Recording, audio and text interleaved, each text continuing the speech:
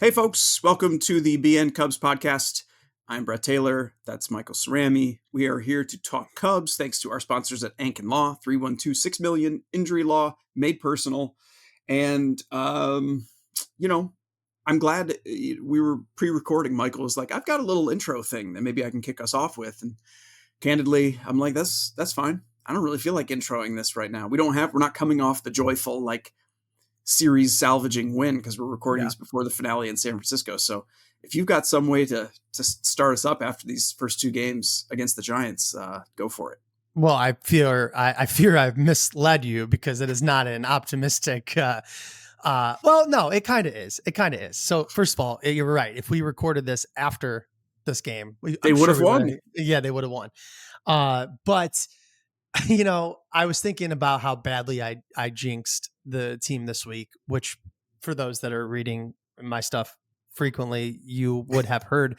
So after after taking 3 of 5 from the Brewers and then sweeping the Angels and Kyle Tucker kind of coming back, I did that little hey, is it just me or the vibes kind of back article? And I want to put a pin in that for a second because that was the first way I sort of jinxed them, but not really. And that's the whole point of this introduction. The second thing is, I was looking at the matchup for Matthew Boyd against the Giants team that has been horrendous against lefties. And they hit him well. And then yesterday, not so much on Colin Ray, but the offense going against a guy that has not been good and doesn't have great numbers anywhere and not really doing that much. And so those were kind of 3 days in a row. I was like, Jesus, it was just baseball doing its baseball thing where no matter how well you think the stats only ever goes from 50-50 to 55-45 or something where you think that's a huge difference. But to circle it back around and to sort of cap this with a thought, the way that the vibes felt back, sure, losing 2 games immediately in a row kind of takes the wind out of the sails a little bit, especially because the Brewers had a 9th inning win then on Tuesday night, I think it was, and it was whatever. But I don't feel that bad. And I think it's partly because the whole point of those vibes being back post was a reframing of our expectations for the rest of the season. And that being win the top wildcard slot. And if you do something crazy and pull off a magical come from behind divisional win, that's awesome. And that's great, but it's no longer, the expectation. It's no longer the goal. That's just the nice to have. And so nothing about losing these 2 games really hurts the Cubs too badly in their efforts and their, ability to win the top wildcard slot. And that's why I'm not feeling terrible this morning. Whereas a week and a half ago or 2 weeks ago, maybe more likely, I still was like, come on, you gotta win. The Brewers lost. And so we had to win. It's nah, I don't think that actually matters anymore.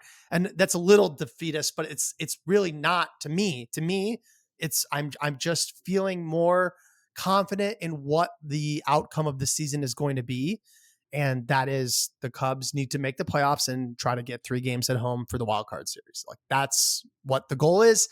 And losing these 2 is not particularly detrimental to that outcome.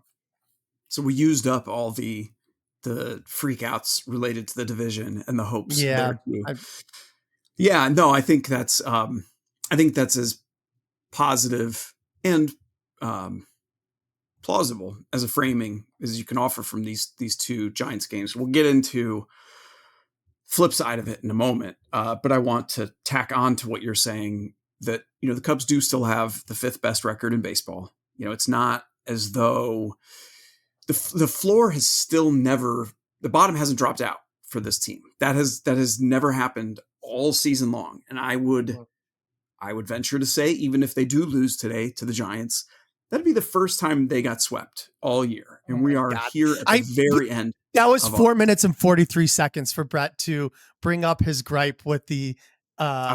it's annoying. I didn't even say it yet, but you knew I was going to say it. No, I knew that I was wondering how long it would take. For those listening, Brett gets real salty about the fact that the Reds were touted as the last team that hadn't been swept this season because the Cubs were swept, quote, by the Dodgers in Japan to start the year.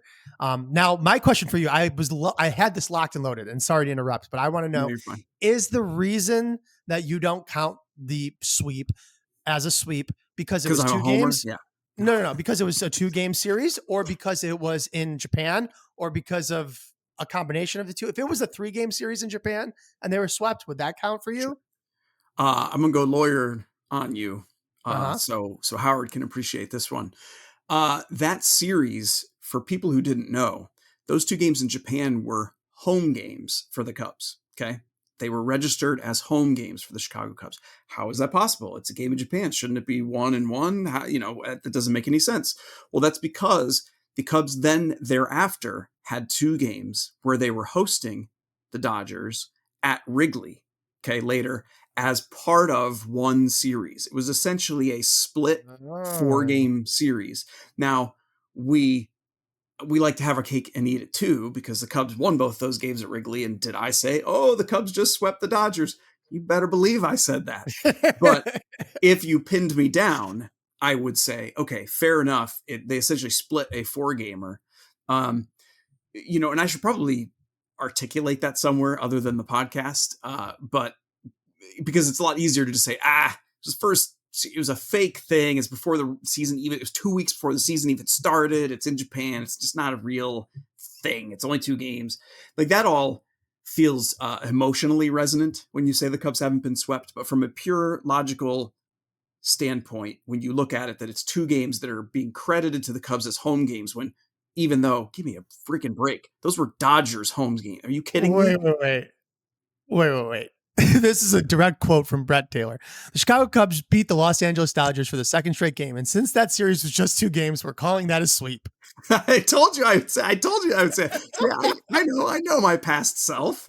I know I'm not above intellectual inconsistency if it makes me feel better about the Cubs. That took I was like, I wish I prepared this ahead of time. I bet you I could find this in like 2 seconds. It's too bad. Yeah, it's too bad I didn't answer in a way where you could have like totally done a gotcha. Been like, and who said this? And read the quote. Yeah.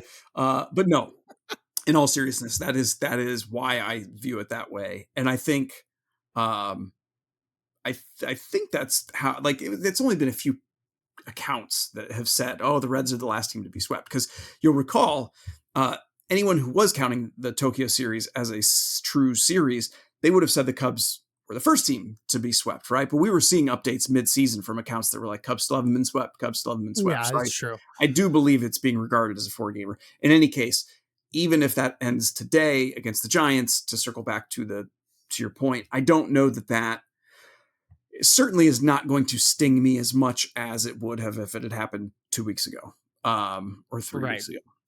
And so I'm right there with you that the division, once that Brewers series ended, frankly, that was when I was like, okay, division for me is over. And I'm not being defeatist. I'm not pouting. I'm not kicking rocks.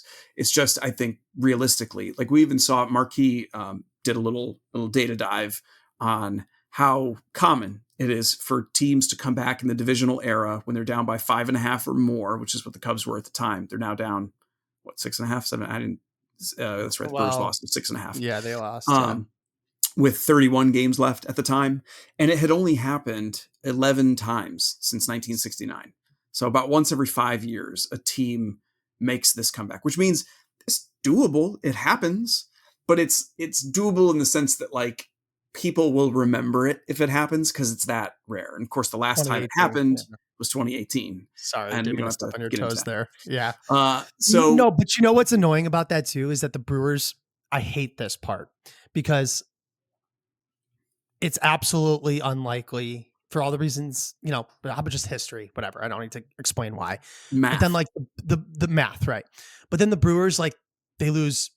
They put Mizurowski on the IL, then they put Chorio on the IL, and then now McGill's on the IL, and they have the 8th hardest schedule, and the Cubs have the 2nd easiest schedule. It's like, stop making it reasonable for stop giving up hope. Stay alive. End game. Don't give me hope. Right. Exactly. And it's like, but anyway, that's why, again, when I reframed it, I was like, It is. I'm not saying it's not possible. I'm saying if that happens, hell yeah, I'm going to be rooting for it. It's going to be Sure. fun. It's going to be a blast. I'm just not expecting it. And so that is no longer disappointing me by not becoming, anytime the Brewers lose and the Cubs don't immediately win that night's game, it's like, whatever. Like Yeah. they're going to have to win, 9 of 10 twice in a row for it to be a thing. So the timing or coordinating of those wins and losses doesn't matter in the way that it would if this was like a 2-game gap and we were like trading first place every 3 Sure. days, Sure. So that's kind of how I feel about that.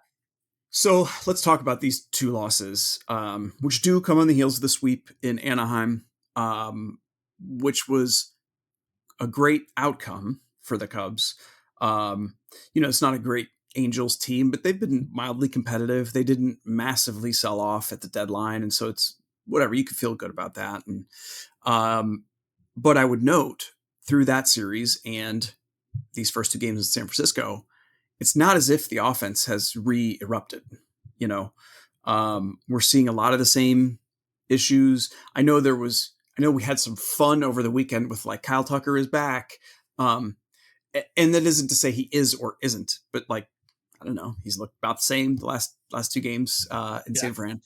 And so he's not the only story, of course. Just earlier this week, and indeed we talked about on the podcast last time, like Michael Busch he's been the worst hitter on the Cubs in the second half and has escaped a lot of that attention. Seiya Suzuki, I've got a piece coming on him later today, whose numbers are really bad in the second half too. Now he, unlike some of the others, it's a little harder to point at the underlying metrics and say, oof, he's really taken a turn. Actually, in his case, there's a lot of bad luck in there. PCA, it's a lot more swing and miss. It's a lot of where he was doing tons of damage on meatballs and a decent amount of damage on pitches that he shouldn't even be swinging at. Now he's not really doing anything with the pitches he shouldn't be swinging at, but still is. And he's missing on the meatballs. And, a couple weeks here and there of improvement and better contact. But for the most part, the Cubs' power numbers have just tanked as a team. And it's really hard to score more than 1 or 2 or 3 runs a night when you have the perfect storm of everything that can go wrong for an offense. You've got some guys who are having real physical or mechanical issues that are producing bad results. You have some guys having a lot of bad luck. You have some guys having natural regression. Like we expected things to come back for some of these guys. We have situational regression. The Cubs had long stretches of the year where they were getting all the hits at the right time, and now that's not happening. And you have weather-related issues where it's like a lot of the Cubs' best contact at Wrigley over the last 2 weeks seems like it's been on those windy days where it's been blowing in. And we could pick apart and tease out each one of those and say like, oh, here's what matters, here's what doesn't, and here's what's predictive, here's what isn't. But in the end, I don't know that I care to do that, because in the end where I'm going to land is this is an offense that's not clicking right now and is not inspiring in me hope for the next month that it will be clicking, other than just sort of looking at the players and being like, well, there's a lot of good hitters in this lineup, I guess, so maybe they can turn it. It isn't like many of them seem just, they're scalding the ball and just get, Seiya might be the only one among the guys who's struggling. Yeah. And so I hear you on Seiya. The frustrating part for me, I think you too, in a way, is that it seems as though, he's the only guy who's not producing and hasn't for a while. And sure, it's entirely possible that a lot of that is bad luck, and then some of it is lesser performance, like some combination of those, but with the luck being a factor. The only place that you can even conceivably, well, no, it's not the only place, but if I were to try to get Owen Caissie in the lineup as a spark, because I guess that's just where we are in this arc of a season, it's kind of to replace Seiya because he's the one not producing. And so you have to either rely on your belief that because he's hitting it hard, it'll start falling immediately, or you replace the one guy who's just not getting it done. And he's a righty, and Caissie's a lefty, and so we may see him against Logan Webb today. Yeah, I know. I didn't expect to see Caissie yesterday, but I was a little surprised that we haven't seen more of him in general to spell Seiya Suzuki against righties. I mean, it's not working right now. I don't really know. I think Craig he had a quote in the Tribune. I think he is a buyer of that Seiya's pitch selection is good. His approach is still good. He's no way. Craig Counsell. I'm trying to think of what his tell is when he, when that isn't his perspective, like I'm trying to think. I mean, he did say when Kyle Tucker was at the lowest of his lows, he did compliment the pitch selection. He was like, pitch selection is still good, which I suppose is true. Those are distinct, those are distinct skills. Swinging at the right pitches and not swinging at the wrong pitches. It's definitely a skill. It's that Tucker was rolling over the right pitches. And I think, I don't know, because Craig Counsell is clearly so process driven. I suppose your tell is always going to be the decisions he makes or doesn't make, right? So exactly. One thing he is screaming from the rooftops is that he does not believe Owen Caissie is among the 4 best outfield options for the Cubs right now on any given day. And I understand we are being a little meatball-y when we look at like 3 or 4 games of performance from Caissie in well-chosen matchups and saying, oh, how are they not getting this guy in the lineup? Okay. But again, I fall back on, you can walk me through each day and make that explanation. Okay. This is a lot. This, in a weird way, this is like the Kyle Tucker conversation that we had, which was, you could talk me through each week where the Cubs weren't sitting him down and being like, hey, here's why it doesn't make sense now. Here's why. Okay. But you know what? When you step back and look at the whole, the time to sit him down was going to be some point before 8 weeks or whatever of struggle. Yeah. Similarly with Owen Caissie, you can tell me each of these matchups. You can talk me through it. Okay. But for an offense that is struggling as badly as this Cubs one is, you can't tell me there haven't been opportunities to just say, you know what? F it.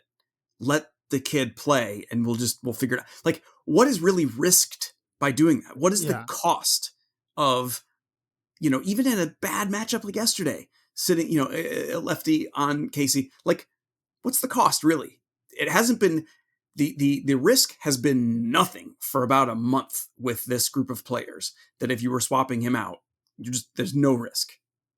Yeah, no, I agree. I also think, listen, I don't want to talk out of both sides of my mouth, because I was in the past saying like, it's unlikely that Owen Caissie over the next 6 weeks is a better hitter than insert whoever you want. And it's still true. And right. You're not wrong about that. Right. And for what it's worth, PCA, you're just not going to sit him for any extended period of time, because his defense and center is legitimately important and a big part of everything. So you really have Tucker, who maybe he did just sit and is maybe turning it around. Hap, who's just doing his like 120 rated runs created plus thing for like the last 6 weeks now. So you're like, okay, and then Suzuki, again, who's maybe hitting the ball hard, but isn't getting the. That's exactly what you're saying, though. It's like there is all these explanations, you can but talk at some through point, all of it. Yep. And so but I'll give you one baseball reason, in my opinion, like not just hey, let's try something, which I actually think at some points is defensible. At some point you get there. Yeah. Right. But how about this? There is something that happens. There's 2 things, and it's similar point, but spread into 2 different sort of scenarios. There is something that happens when a rookie comes up and plays. And sometimes, in my opinion, it always comes out in 2 ways. They are struggling right out of the gate because for whatever reason, they are not able to catch up to heaters, or they're not used to certain types of breaking balls, and it's just a little bit overwhelming and they have to change their approach. It's what happens to Matt Shaw, right? Then there's like the Junior Lake version of this, where like they come up and for whatever reason, for the first 2 or 3 weeks, the opposing teams can't figure them out. And you get a little bit of the spark, so to speak. And then they come crashing down because someone figures out, oh, it's, for Owen Caissie, it's like change-ups, right? Kind of seems to be his kryptonite. But whatever, maybe they don't figure that out. He doesn't look great against him, I will say that. No, he doesn't. And so that, though, is one thing you can moderately hope for in terms of mathing. The second thing that's related is it's kind of possible that he is not going to be the focus of attention, or he will be the focus of attention. In either scenario, it works. That pulls a pitcher off of focusing on how to attack Dansby Swanson or Nico Horner or Ian Happ or Kyle Tucker, whoever it is, because they're like, oh wait, yeah, this guy, like, okay, I know I got to throw him change ups. And then you're suddenly throwing off the scouting report. It's overweighted on one guy that is in either direction. And that causes some sort of meaningful difference in the offensive experience of, or the defensive pitching experience of facing the Chicago Cubs lineup. And that's the thing that I think we kind of lose the art of baseball a little bit for the numbers, which again, I am all for. I get it. It just, at the end of the season, if you never sit Seiya Suzuki and he does this the rest of the way, well, was it the right call, or is it the right call based on the information we have? And we're not capable of admitting that we don't know every single possible thing about baseball. And that's the part I think we have like arrived at a hubris of baseball analytics where we're like, nope, this is definitely the right answer because look, it says it right here. And it's like, according to today's knowledge, but there could be things that we do not measure or know yet, but we believe that we know it all. I think I like that point. I think I'm really into that. I love that point, and I'm chuckling slightly because it reminds me of like the bleeding edge of quantum physics research, where it's sort of like they keep running it, not to digress too much, but I know what you mean. They keep running into this idea of you've got half who come up with these really exotic explanations for things because at a certain point there are elements of quantum physics where experimentally we know certain things happen, and it's like, this is crazy. You can't think of any way to possibly explain this. And it's like, okay, so let's come up with some really exotic possible explanations that are like seemingly crazy based on the dogma. And then you have another half that are like, hey, no, we need to stick with like exactly what we know experimentally and from from an analytical perspective that was developed 100 years ago. Right. Quantum physics is not. And when that was developed, it was like throwing out all of scientific, and it's like, do you see that, there's some parallels. Yeah. But sorry, I want to stay on this. My favorite thing about learning about quantum physics, astrophysics is when one scientist will come up with a constant. They go, yeah, none of this works unless we include this variable. And it's like, well, but what is that's a whole ass number. Like, what does that mean? Like, it makes it work. Therefore, it's anyway. That's not a parallel to baseball. I always find that very interesting. Oh, if we worked for a few minutes, we could find a parallel. In fact, actually, in linear weights, I believe there's a constant that's adjusted each season just to make the numbers. When you want to create WOBA to make it look like a number that we would recognize, you have to change that each year. Actually, it's like the cosmological constant. You just have to tweak it.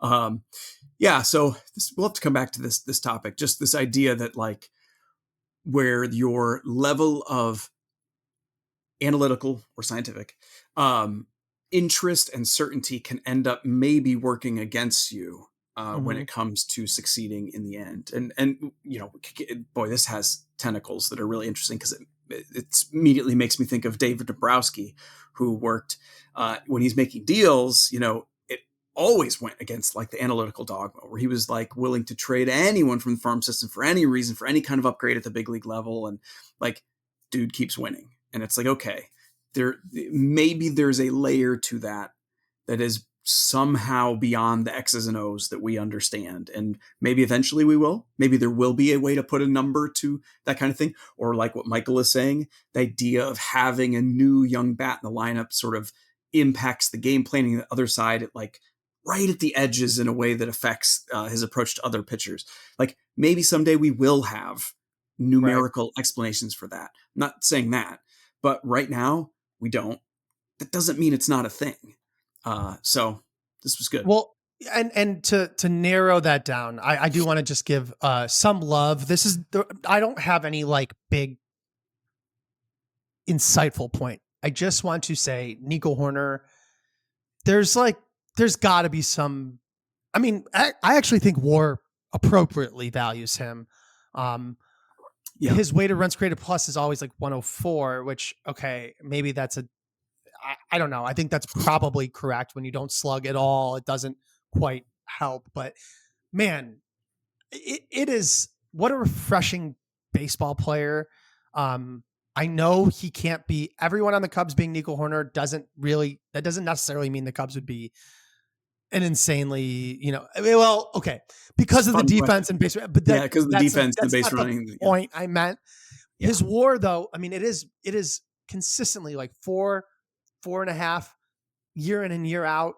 Great defense, great base. I mean, his defense has improved this year, I would almost say, which is don't forget he got the arm surgery. Oh, right. That's true. I mean, he looks incredible. And I think I tweeted this a little while back. I think like PCA is on his own island, but I actually think Nico Hoerner, like if you just watch the games and you didn't give me any of the advanced analytics of how insane the catches PCA makes, how insane those catches are, I would say Nico Hoerner impacts the game defensively as much as him. And I don't know that that's true, but it feels that way when you watch him. You're like, man, this guy's good.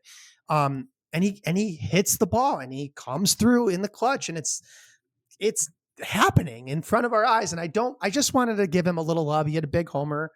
And it was nice to see. And I like watching him play baseball. I know not everyone can be, or everyone should be that type of player, because you need guys to hit home runs. You just do. But I like him a lot on the Cubs, and I just appreciate watching him play. All right. That's it. Yeah. Want to just switch to the game? Let's do it. Okay.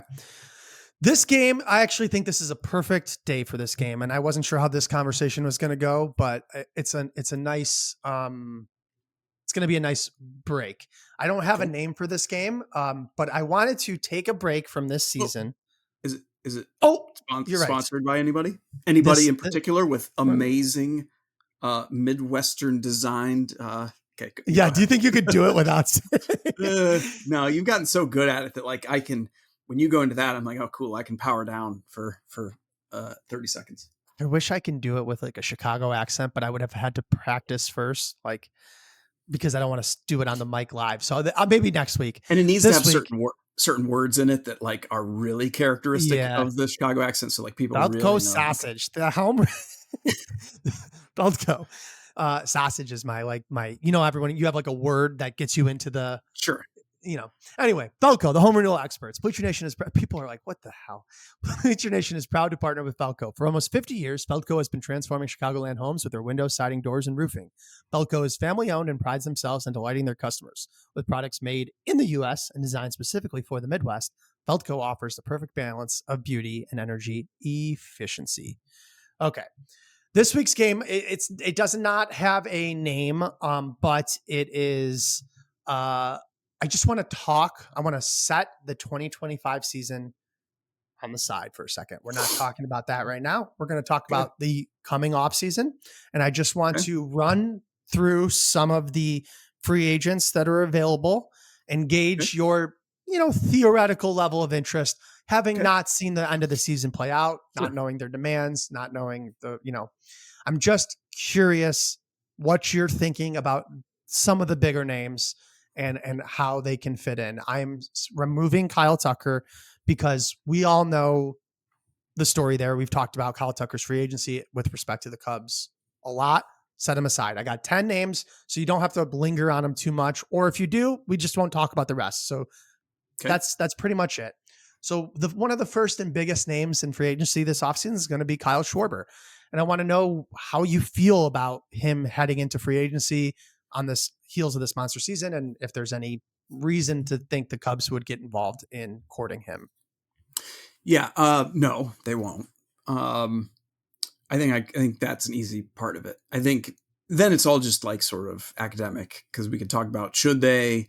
I think it's interesting to think back to when he was a free agent the last time, not after the Cubs non-tendered him, of course, but after that. And there was some light chatter about maybe the Cubs bringing him back. And I remember a lot of discourse about like, what's an appropriate price for a really good hitting DH? You know, it's a lot lower than you think. And he ended up getting in that range. And I think for his production with the Phillies, it's looking like a steal. I not to do the numbers thing we were just talking about, but I think having a dedicated DH who is more or less unable to play a reasonable defense at a spot of need and move around, it's a pretty big hindrance to your roster overall. And so the Cubs kind of have a dedicated DH. I mean, he has played them. Here's the difference. The Cubs have dedicated DH because they have corner outfielders. The Phillies have a dedicated DH because Kyle Schwarber can't play defense. Okay. And Seiya can. And that's why it's a lot less of a hindrance to have a Seiya Suzuki, because if either corner guy gets hurt, boom, you have him in. Frankly, even if PCA got hurt, you could. Well, but what if Kyle Tucker leaves? I'm just asking the questions that I feel like people would, because I actually. Sure. I'm going to get to. I'm going to get to that. I'm going to get to that. So anyway, so that's just sort of a value question, which is not at all to say the team that ultimately signs him, which I'm sure it's going to be the Phillies re-signing him, will regret the move. It's just that after his production, I think his price is going to go up, even though he's older, even though his ability to play in defense has gone down even further. I just don't think it's going to make sense at a market level. Now, from a team specific perspective, because that's the more important question. Michael is right. Especially if Kyle Tucker walks, then you have Seiya in right field. And of course, Cubs corner outfielders aren't under contract for much longer. And so I think there the question becomes, what do the Cubs see in the future for Owen Caissie? What do the Cubs see in the future for Moises Ballesteros? And if you believe in either of those guys at all, and you are thinking about maximizing your roster as a whole when you're operating on a budget, as the Cubs are, you have to think about, okay, who do you have internally that you could use where if you needed to be? And so like locking up DH for 4 years or whatever at a pretty healthy price tag doesn't seem like the appropriate move for this particular team. Yeah. Okay. I follow you. I won't push back too hard. I mean, I love Kyle Schwarber. Don't get me wrong. I mean, you said the part that as long you acknowledge that like Kyle Tucker likely to walk after the season, Happen Suzuki are gone after next season. So you suddenly you go from 3 to 0, so Owen Caissie, sure, no one in left and no DH. So I could imagine a world where Kyle Schwarber bridging that gap covers first, but I think you're right. And most importantly, I think the Phillies are going to re-sign him and that the Cubs won't be interested in signing him. So there's that. Alex Bregman, if he opts out, is there any revisiting, considering that there was at least, I know it was probably circumstantial interest, but sure, the Cubs had some willingness to give him a lot of money. Yeah, I think that interest was almost entirely about the presence of Kyle Tucker for 1 year.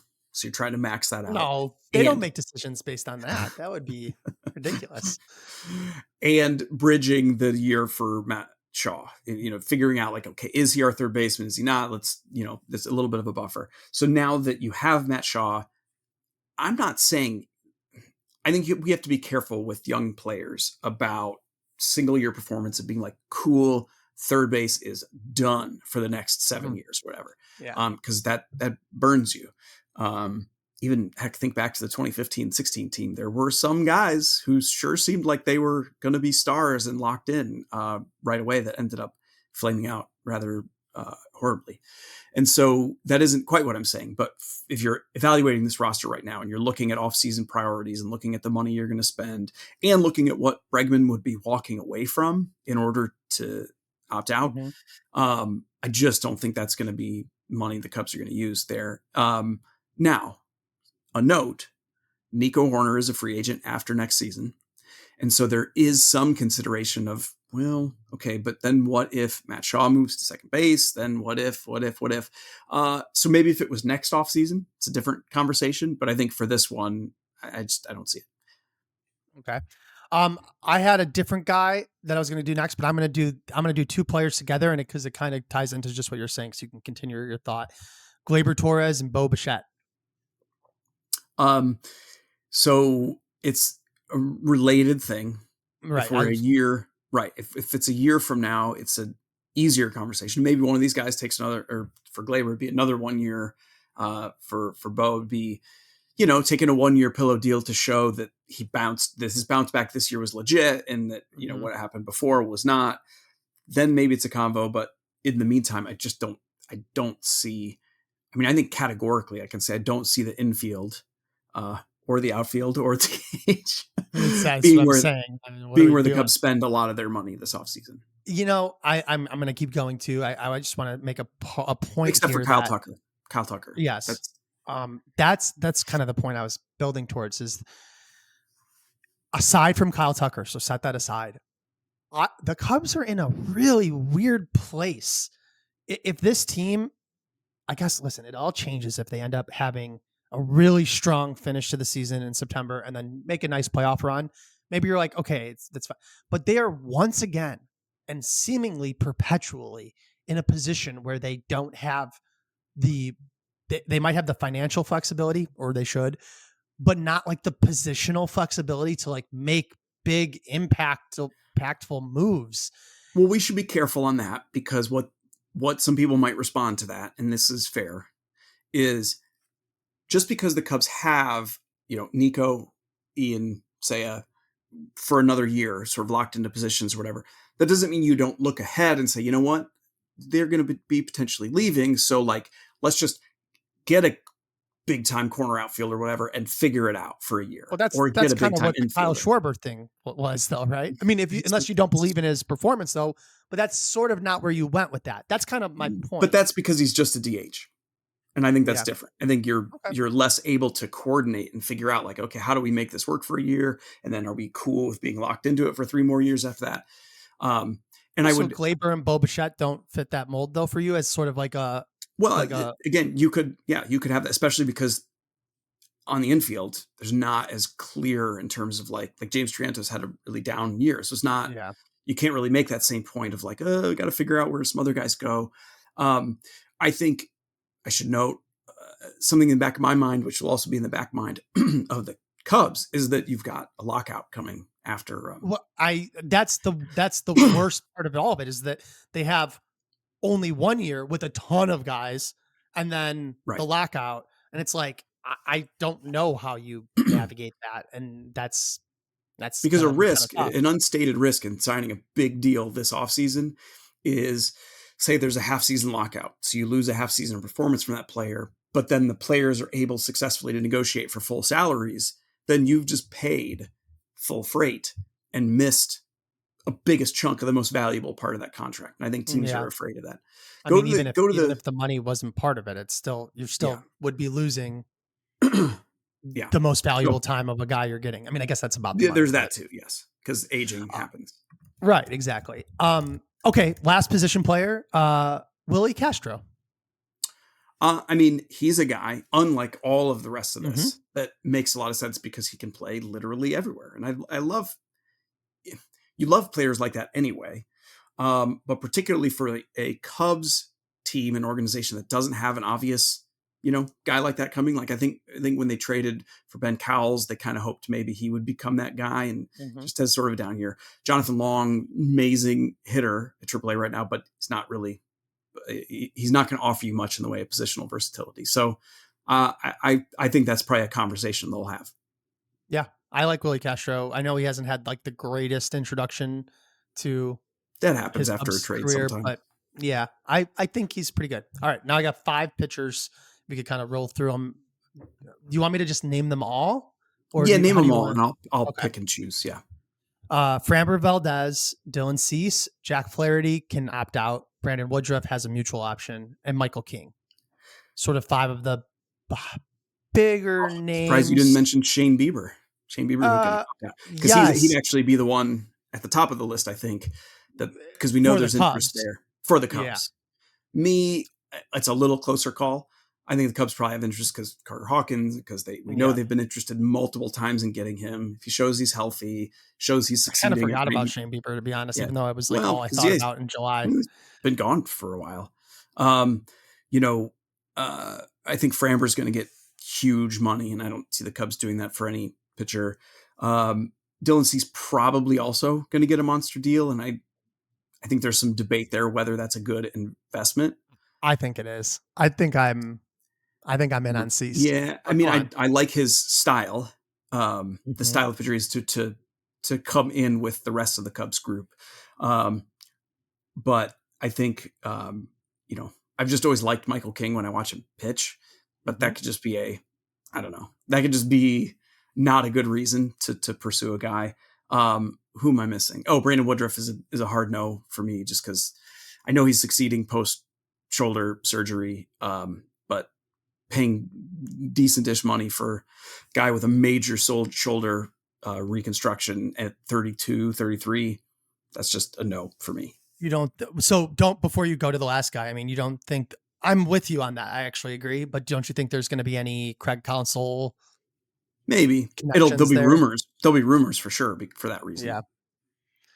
And Jack Flaherty is the last guy. Oh, I mean, there was some interest before. Part of that was price oriented. I think that's probably going to be the same story again for the Cubs. Okay, so what Brett is telling you is there's no room for position players and no money for the starting pitchers. Well, Shane Bieber, I think he's going to get a big contract, by the way. So I think he's going to get Bieber? 9 figures. Bieber, I do. I think he's going to get 9 figures, and I think the Cubs will be in that conversation. So call that a bold prediction. You will have Tyler Anderson, and you will like it. No, we really like his we brought him to the lab, and I hate the Cubs so much. They get, when it comes to starting pitching, they kind of do get a little benefit of the doubt, right? Sure. Well, they'll pick up Colin Ray's option, so he'll be back. Colin Ray. All right, are we good there? Yeah, I think that's good. I think will finally end one before 45 minutes, unless 45. So I got for 3 minutes. No. That's good. That was it, right? We got them all. Yeah. BN Cubs Podcast. I'm Brett Taylor. That's Michael Cerami. Please and thanks. I think Brett has to pee, guys. He's trying to race me out of here. I think he's got to hit the bathroom.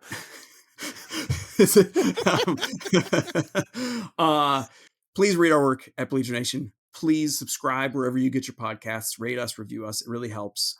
Check us out on YouTube. And thank you to Ankin Law, 312-6 Injury Law Made Personal. And, they make this podcast happen. So we appreciate it. And we appreciate all you. Take care.